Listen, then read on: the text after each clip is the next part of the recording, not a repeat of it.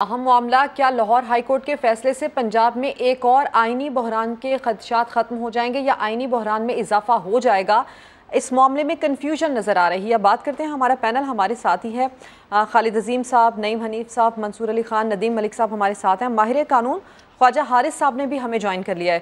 خواجہ حارث صاحب، ابھی فواد چودھری بھی یہ گفتگو کر رہے تھے، وہ یہ کہہ رہے تھے کہ اس فیصلے سے کنفیوژن بڑھ گئی ہے، یعنی کہ آئینی بحران میں مزید اضافہ ہوگا اور وہ لیگل کمیٹی سے بھی اب رجوع کریں گے۔ لیگلی اس فیصلے کی کیا حیثیت ہے، اس پر آپ ذرا روشنی ڈالیے گا، اور اب اس میں آئینی بحران میں کتنا اضافہ ہو سکتا ہے، کیا ایسا ہو سکتا ہے، یہ بھی بتائیے گا۔ دیکھیں، جہاں تک لیگل ایسپیکٹ ہے وہ تو انہوں نے بڑا کلیئر کر دیا کہ حمزہ شہباز کی جو الیکشن ہوئی، ان کو چیف منسٹر بنایا گیا، اس میں 25 ووٹ اضافی اس سے کاؤنٹ کیے گئے۔ what they have done is they have put the clock behind۔ اس جگہ سے انہوں نے کہا سلسلہ شروع کریں جبکہ اس دن ووٹنگ کاسٹ ہوئی، ووٹ کاسٹ ہوئے اور گنتی ہوئی، اور گنتی میں سے 25 ووٹ نکال دیں اور پھر دیکھیں کہ کیا پوزیشن ہے۔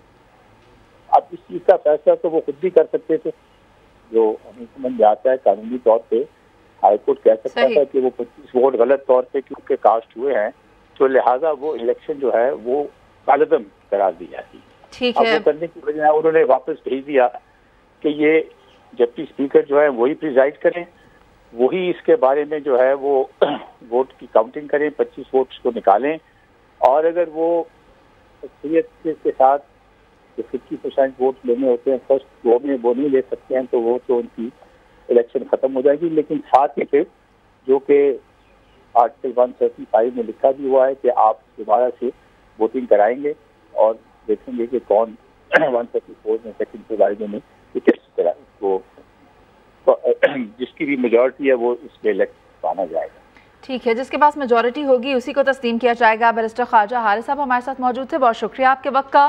اب آنا چاہوں گی خالد عظیم صاحب آپ کی جانب، اور کہا یہ جا رہا ہے کہ لاہور ہائی کورٹ کا فیصلہ آنے کے بعد حمزہ شہباز نے قانونی ماہرین کو ماڈل ٹاؤن میں بلا لیا ہے اور ان کے ساتھ ڈسکشن کی جائے گی کہ اب اس فیصلے کے بعد کیا حکمت عملی اپنائی جائے گی۔ تو آپ کی کیا رائے ہے، کیا کہتے ہیں آپ، کیا اس فیصلے کو چیلنج کیا جائے گا؟ میرا نہیں خیال کہ حمزہ شہباز کو چیلنج کرنے کی ضرورت ہے، کیونکہ یہ فیصلہ آلموسٹ ان کے حق میں۔ دیکھیں، جو فیصلے میں بہت واضح لفظوں میں کہا ہوا ہے کہ صرف اس حد تک پی ٹی آئی کی وہ جو اپیلیں ہیں ان کو تسلیم کیا گیا ہے کہ وہ 25 ووٹ کاؤنٹ نہ کیے جائیں، اور کیونکہ ان 25 ووٹوں سے ہی 197 ووٹ ان کے بنتے تھے۔ یہ بہت واضح ہے فیصلہ کہ صرف وہ 25 ووٹوں کو ڈسکاؤنٹ کرنے کا حکم دیا گیا ہے، ان کو اس میں سے نکالنے کا حکم دیا گیا ہے۔ باقی انہوں نے یہ کہا ہے کہ اس انداز میں دوبارہ وہ اجلاس ہو، اور یہ لفظ لکھے گئے ہیں کہ یہ اجلاس اس وقت تک پروروگ نہیں ہوگا جب تک کہ چیف منسٹر کا الیکشن جو ہے اس کا پروسیس مکمل نہیں ہو جاتا، اور رول 21 کے تحت پریزائڈنگ افسر اس کی انٹیمیشن گورنر کو نہیں دے دیتا۔ گویا انہوں نے اس بات کی تائید کر دی ہے کہ جو رن آف دی ووٹ کا معاملہ ہے اس کو کنٹینیو کریں گے جو بھی پریزائڈنگ افسر تھے، اور پریزائڈنگ آفیسر بھی انہوں نے بالکل نہیں ہٹایا، ڈپٹی اسپیکر جو ہیں وہی پریزائڈنگ افسر ہوں گے۔ اس سے پہلے جب ہم بحث کر رہے تھے اس سارے معاملے میں، اور منصور علی خان صاحب نے جو ایک پوائنٹ اٹھایا تھا کہ کسی اور جگہ اگر اجلاس بلایا جاتا ہے تو اس میں اس بات کی قباحت ہے کہ وہ شاید ایک لیکونہ رہ جائے۔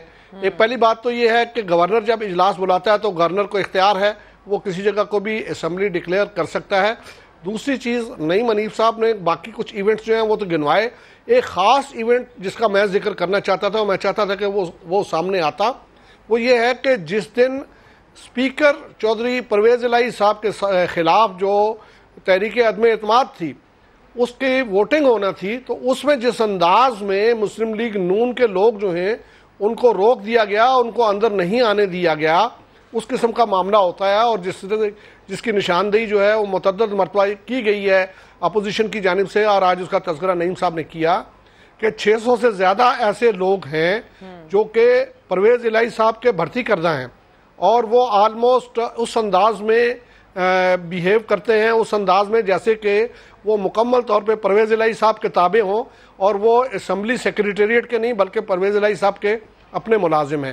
اب یہ جو ایلیگیشن ہے اس کی موجودگی میں بہت مشکل ہو جائے گا کہ وہ سموتھ پروسیس ہو. اگرچہ کورٹ نے بہت واضح کیا ہے کہ تمام لوگ جو ہیں وہ اپنی لیگل اور کانسٹیٹیوشنل ذمہ داری پوری کریں اور جو پوری نہیں کرے گا اس کے خلاف توہین عدالت کی کارروائی ہوگی. اور ظاہر مجھے اور آپ سب کو پتہ ہے کہ اس کے لیے 6 مہینے تک کی جو ہے وہ قید کی سزا بھی ہو سکتی ہے اور جو ڈسکوالیفیکیشنز ہوتی ہیں وہ اس کے علاوہ ہیں. لیکن بہرحال بدمزگی کا خطرہ جو ہے وہ موجود ہے. بدمزگی کا خطرہ موجود ہے خالد عظیم صاحب. اور جس طرح سے آپ نے پچھلے اجلاسوں کو مینشن کیا اور جو کچھ پنجاب میں ہوتا رہا اور جو خدشات آپ ابھی بھی بتا رہے ہیں, اس تناظر میں اس صورتحال میں اجلاس ہونا ایک بہت بڑا چیلنج ہوگا. نعیم حنیف صاحب, کیا اطلاعات ہیں آپ کے پاس کل کے اجلاس کے حوالے سے؟ کیا ہونے جا رہا ہے کل کے اجلاس میں؟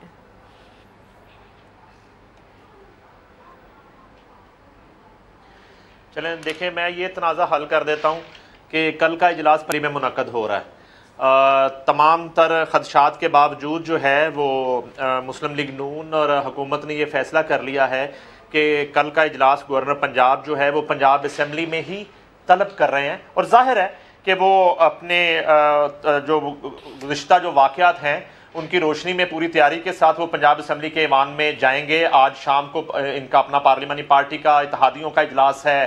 اس سے پہلے قانونی ماہرین کا ایک میٹنگ اس وقت جاری ہے 180H ماڈل ٹاؤن میں. پرائم منسٹر بھی ایک میٹنگ تھوڑی دیر میں کرنے والے ہیں اسلام آباد میں, اور شاید پرائم منسٹر جو ہیں آج رات تک وہ لاہور بھی ان کی آمد متوقع ہے.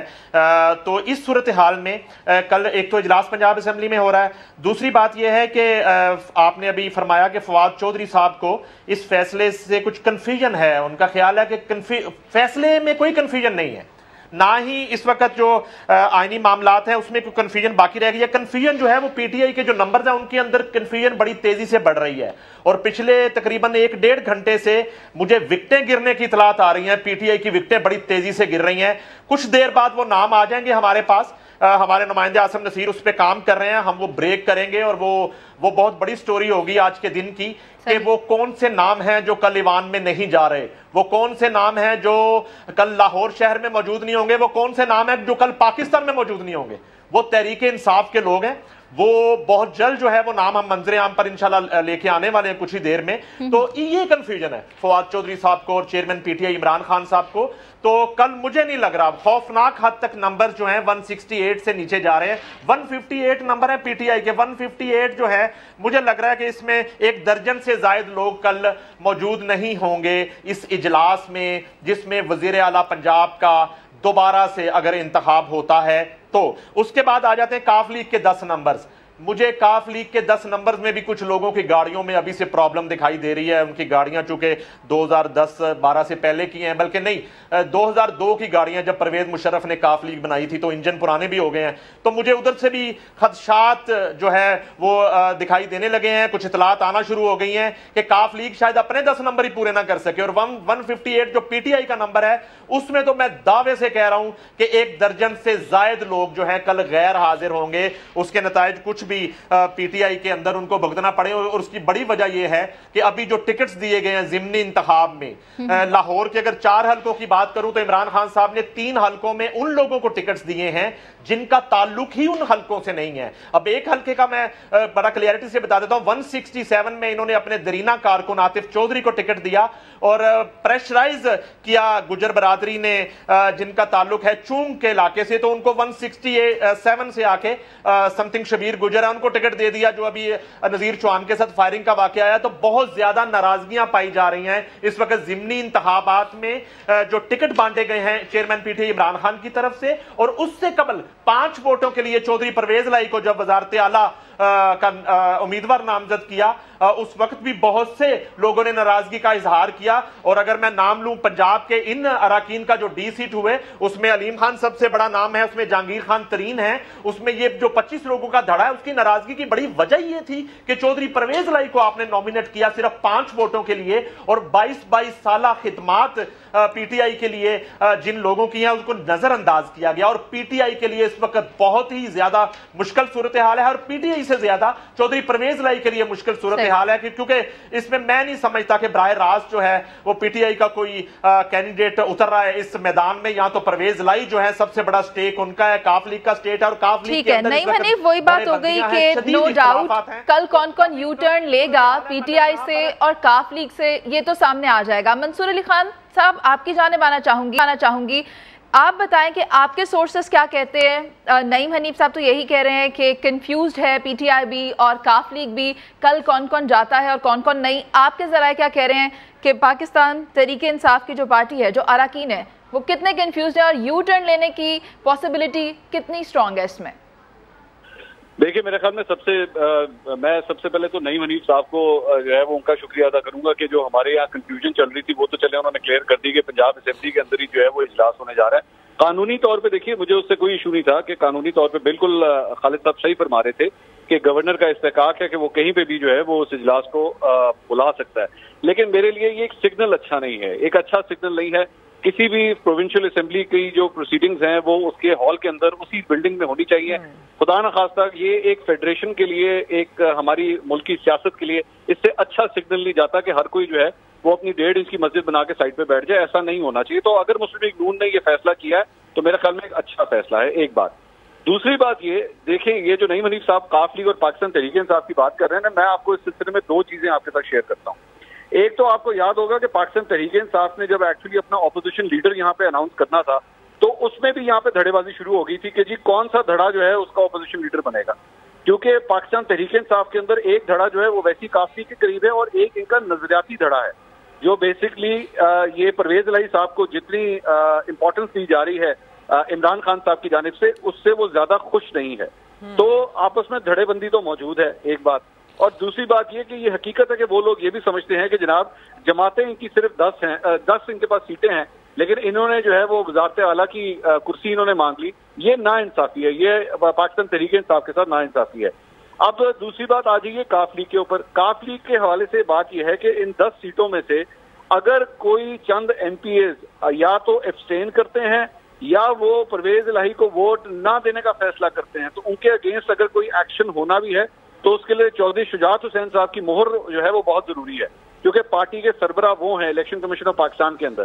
تو اگر چودھری شجاعت حسین یہ فیصلہ کریں کہ ہم نے ان کے خلاف ایکشن نہیں لینا تو ان کے خلاف کوئی ایکشن نہیں ہو سکتا. اب ظاہری بات ہے مجھے تعداد نہیں پتا کہ کل جو ہے وہ کسی کی گاڑی خراب ہوتی ہے یا نہیں ہوتی, لیکن میرا خیال میں اس وقت نمبر گیم کے لحاظ سے پاکستان تحریک انصاف اور ان کے جو اتحادی ہیں ان کے لیے زیادہ بڑی پرابلم ہے کہ وہ تمام ان لوگوں کو اسمبلی ہال تک لا بھی سکتے ہیں یا نہیں لا سکتے. اور یہی بات نعیم حنیف بھی کہہ رہے تھے کہ 1 درجن سے زائد پی ٹی آئی کے لوگ ایسے ہیں جو کہ کل شامل ہی نہیں ہوں گے, عمل کا حصہ ہی نہیں بنیں گے. تو یہ پی ٹی آئی کے لیے بڑی تشویشناک بات ہے.